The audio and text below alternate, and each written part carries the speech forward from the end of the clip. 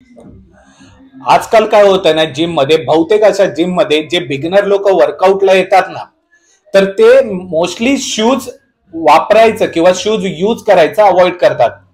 I know की मला माहित आहे की शूज न वापरल्यामुळे चांगली ग्रिप भेटते लेग्स मारताना, वर्कआउट करताना. पण शूज जिम मध्ये वापरणं इम्पॉर्टंट आहे.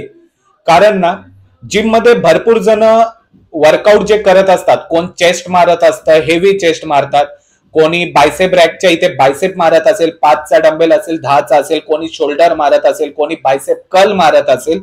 आणि शूज जर आपण वापरत नसलो, कधी कधी कोण कॅरी करत असेल, प्लेट कॅरी करत असेल किंवा डंबेल कॅरी करत असेल, आणि अनहोनी कधीतरी होते. म्हणजे काय होतं, कधीतरी चुकून जर समजा डंबेल 5चा डंबेल असेल किंवा 2.5चा डंबेल असेल, जर आपल्या पायावरती पडला किंवा जिम मध्ये कोणी चेस्ट मारतय, प्लेट सटकून जर आपल्या पायावरती पडली, तर त्यामध्ये ना आपला जो पायावरती पडल्यानंतर त्यामध्ये चान्सेस आहेत की पायावरती जर पडला तर रक्त येणारच पायातून, आणि एवढी मोठी इंजुरी होते ना मित्रांनो. कारण मी एकदा समोर बघितलंय की अंगठ्यावरती एका मुलाच्या डंबेल्स पडला होता, 5 टाके त्याला इमिडिएट पडले होते. एवढी म्हणजे बेकार इंजुरी तुम्हाला जिम मध्ये होऊ शकते जर तुम्ही शूज घालत नाहीये.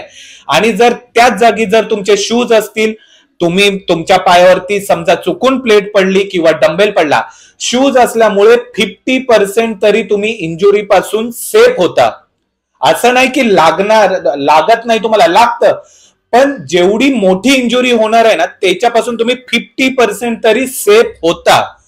त्यामुळे भले तुम्ही जिम मध्ये 400 रुपये महिना देताय, त्या जिम मध्ये तुम्हाला शूज वापरायला देत नाहीये, तर तिथल्या ओनरला अवेअर करा, त्यांना सांगा की सेफ्टी रूल काय आहे जिम मध्ये आणि शूज का वापरणं गरजेचं आहे. कारण उद्या असं न हो की इंजुरी होते आणि त्याच्यानंतर तुम्ही रूल फॉलो करताय.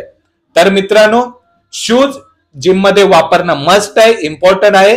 व्हिडिओ आवडल्यास नक्कीच फॉलो करा, शेअर करा, लाईक करा.